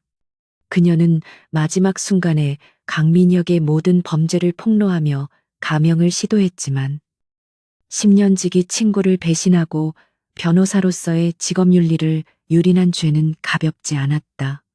그녀의 모든 변호사 자격은 박탈되었고 그녀가 그토록 원했던 부와 명예는 라 펠리체 4501호의 차가운 먼지 속에 묻혀버렸다. 그리고 한서진, 그녀는 이 모든 재판의 중심에 있었지만 단 한 번도 증인석에 서거나 언론에 노출되지 않았다. 그녀는 검찰의 모든 증거를 제출한 직후 KTG와의 인수협상에서 자신에게 배정된 막대한 지분마저 모두 정리한 채 홀연히 사라졌다. 사람들은 그녀가 강민혁의 배신에 상처받아 해외로 떠났다고 수군거렸다. 하지만 그녀는 아무데도 가지 않았다. 서울의 중심부, 여의도가 아닌 기술 스타트업의 심장부인 판교 테크노밸리, 새로 지어진 인텔리전트 빌딩 30층, 에이크, J, 파트너스 S, J, 파트너스라는 작은 현판이 붙은 사무실. 그곳이 한서진의 새로운 영역이었다. K, 이노베이션의 화려하고 거대한 CEO 집무실과는 비교도 안 되는 미니멀하고 효율적으로 꾸며진 공간이었다. 통유리창 너머로 젊은 엔지니어들이 바쁘게 오가는 대한민국의 새로운 미래가 펼쳐져 있었다. 그녀는 한서진 여사도 강민혁의 아내도 아니었다. 그녀는 이제 한서진 대표였다. KTG에서 받은 자신의 몫으로 그녀는 조용한 벤처 캐피털리스트가 되었다. 남의 돈을 운용하는 대신 오로지 자신의 자본으로 자신이 직접 발굴한 진짜 기술과 진짜 사람들에게 투자했다. 그녀는 이혼 서류에 도장을 찍었고 강민혁과의 모든 법적 관계를 정리했다. 그녀가 가져온 것은 단 하나. 10년 전 그와 함께 창업을 꿈꾸며 적었던 낡은 사업 계획서뿐이었다. 그것은 그녀의 초심이었고 그녀가 잃어버렸던 자신의 영혼이었다. 오전 10시. 그녀는 모니터를 통해 새로운 투자처의 발표를 화상으로 지켜보고 있었다. 20대 후반의 젊은 여성 엔지니어가 긴장한 표정으로 자신이 개발한 비정형 데이터 분석 알고리즘에 대해 설명하고 있었다. 기술은 뛰어났지만 발표는 서툴렀다. 발표가 끝나자 서진은 마이크를 켰다. 그녀의 목소리는 여전히 차분했지만 그 안에는 송곳 같은 날카로움이 있었다. 김미나 대표님, 알고리즘의 3번째 노드에서 발생하는 데이터 병목 현상은 어떻게 해결하실 겁니까? 기존의 캐싱 방식으로는 트래픽이 10배만 증가해도 서버는 다운될 겁니다. 화면 속의 젊은 대표는 당황했지만 이내 눈을 빛내며 자신의 해결책을 열정적으로 설명하기 시작했다. 한서진은 미소 없이 그 대답을 들었다. 그녀는 더 이상 온실 속의 화초도 복수를 꿈꾸는 비극의 여주인공도 아니었다. 그녀는 다시 자신이 가장 잘하는 일, 기술의 본질을 꿰뚫어 보고 그것의 가치를 키우는 설계자의 자리로 돌아온 것이다. 그녀는 승리를 축하하지 않았다. 강민혁과 윤채영의 몰락이 그녀에게 기쁨을 주지는 못했다. 그들의 배신은 그녀의 삶의 일부를 영원히 죽였다. 그녀가 느낀 것은 승리감이 아니라 썩어 문드러진 팔을 잘라내고 난 뒤에 혹독한 평온함이었다. 그녀는 복수한 것이 아니었다. 그녀는 단지 청소했을 뿐이다. 자신과 자신이 사랑했던 회사의 삶에 들러붙은 기생충들을. 박진태 이사는 KT지로의 인수인계를 명예롭게 마친 뒤 서진에게 짧은 편지 한 통을 남기고 은퇴했다. 한 대표. 그동안 고생 많았소. 이제야 한 대표의 아버님을 뵐 면목이 서는 것 같구려. K이노베이션은 죽었지만 그 영혼은 한 대표 덕분에 살아남았소. 앞으로는 부디 자신만을 위한 삶을 사시오. 서진은 그 편지를 자신의 서랍 깊숙한 곳에 넣어두었다. 그녀는 모니터 속에 젊은 엔지니어에게 말했다. 좋습니다. 김 대표님. J. 파트너스에서 첫 번째 시드 투자를 결정하겠습니다. 조건은 단 하나입니다. 6개월 뒤 제가 제시한 병목 현상을 완벽하게 해결한 프로토타입을 가져오세요. 그리고 절대 당신의 기술로 장난칠 생각은 하지 마십시오. 젊은 대표의 얼굴이 환해졌다. 서진은 화상회의를 종료하고 자리에서 일어났다. 그녀는 통유리창 앞에 서서 6개월 전 강민혁이 내려다보던 그 서울이 아닌 새로운 기술의 도시 판교를 바라보았다. 그녀는 모든 것을 잃었다. 10년의 세월. 한때 사랑이라 믿었던 남편, 가장 친했던 친구, 그리고 자신의 청춘을 바쳤던 회사. 하지만 그녀는 동시에 모든 것을 되찾았다. 그녀의 이름, 그녀의 능력, 그리고 누구에게도 의존하지 않는 그녀 자신만의 미래. 그녀의 서재에서 시작된 치밀한 복수극은 끝났다. 이제 그녀의 책상 위에는 복잡한 재무보고서와 복수의 증거 대신 새로운 세상을 설계할 스타트업들의 빛나는 아이디어만이 놓여 있었다. 새로운 시작, 새로운 시작이었다. 어둠이 완전히 걷힌 자리에 차갑지만 눈부신 아침 햇살이 그녀의 얼굴 위로 쏟아지고 있었다. 그녀는 더 이상 뒤돌아보지 않았다.